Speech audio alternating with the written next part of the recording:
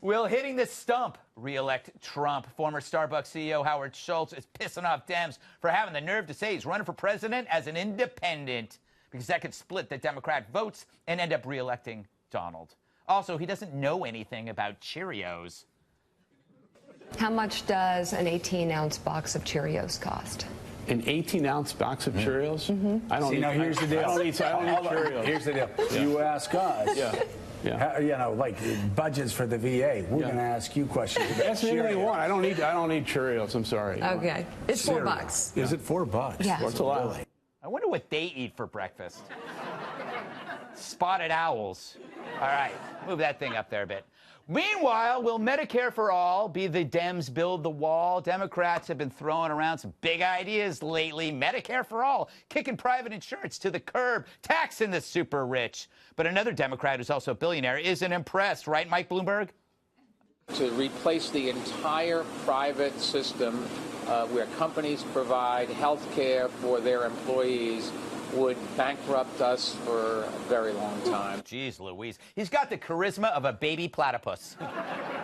What a buzzkill. Why can't you have big, overpromising dreams like the Democrats? I think we should have what they're having. The bottom line and the most important is that everyone have access to health care. That is the goal. That is the purpose for me supporting the policy of Medicare for all, that everyone has access to health care, period. Free this, free that. Democrats are promising people the world. What drugs are they on? Actually, they're on Demitrex. You again. All right, what's Demitrex? Demitrex blocks the signals in your brain that are responsible for reason, logic, math, and history, so you adopt a completely unrealistic worldview. The result? It makes you overpromise things you can't possibly deliver on. I don't know. If you take it, people will like you and think you're cool. I'm in.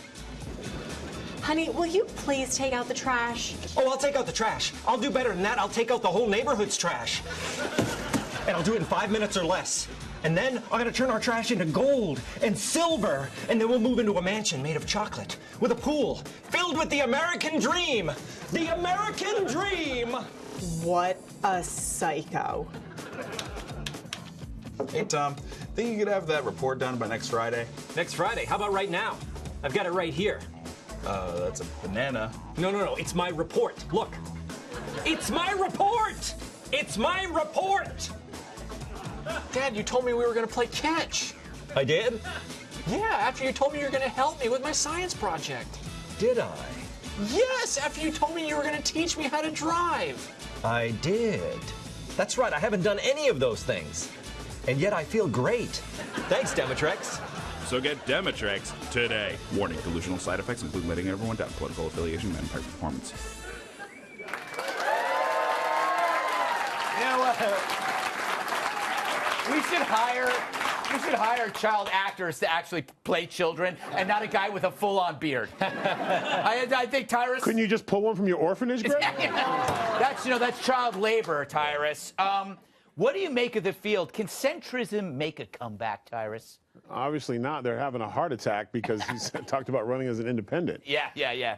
Wow, we can't have people vote for who they want to in this country, and thought everyone could run. I think the idea of having 3 candidates is a good thing, or maybe 4. Yeah. Americans should have a choice.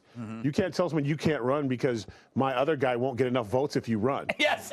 That's like literally, hey, Tyrus, you can't lift weights with us. You're going to lift more weights than me. Oh, okay. Sorry.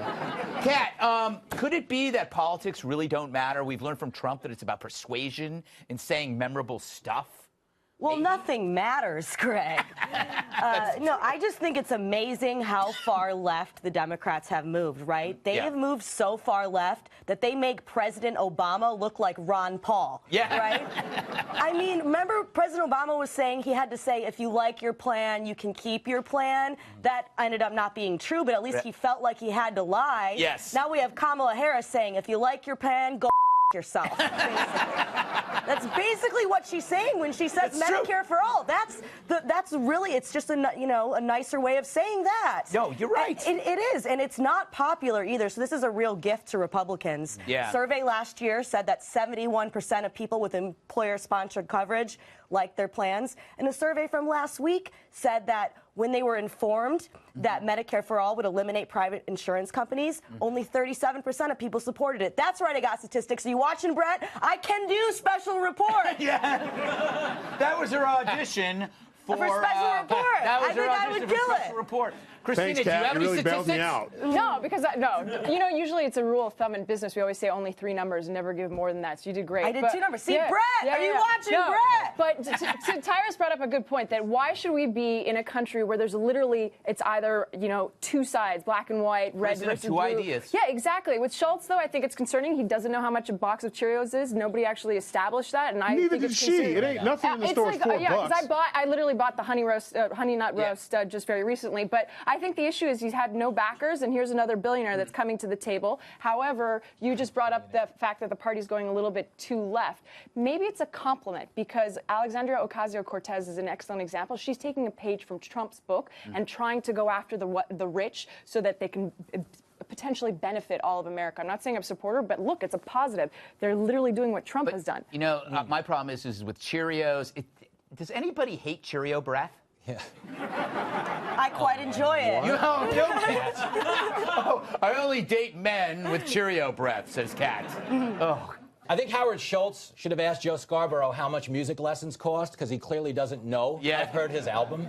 No one talks about the perks of a Howard Schultz presidency, like we'd all be allowed to use the White House bathroom now, which would be nice. And I'm not even defending him, but I hate that they have made the term billionaire a slander.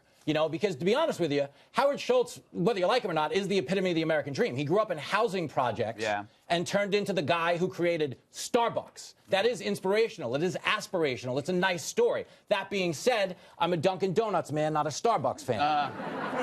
You want to know why, too? Because it has better table conversation. Yeah. When you get a coffee at Starbucks and you just eavesdrop on the people next to you, they're like talking about some spec house they're developing out in L.A. They're having an argument with their lawyer about what they should put down on the phone. You go to Dunkin' Donuts, the guy next to you is arguing with himself. Yeah. Because the spaceship's out of gas again. Yeah. And the scary part is, he's the security guy. Yeah, he's the manager. We didn't get a chance to talk about Cory Booker throwing his hat in the ring. I figured out why he talks the way he does. Yeah. He talks like he just ate a hot slice of pizza. I am Cory Booker, and I am running for president, and my mouth is on fire. Can I say? My mouth is on fire. It's true. And Cory Booker is so dumb. How dumb is he? He couldn't spell moron if you spotted him the AOC. Oh.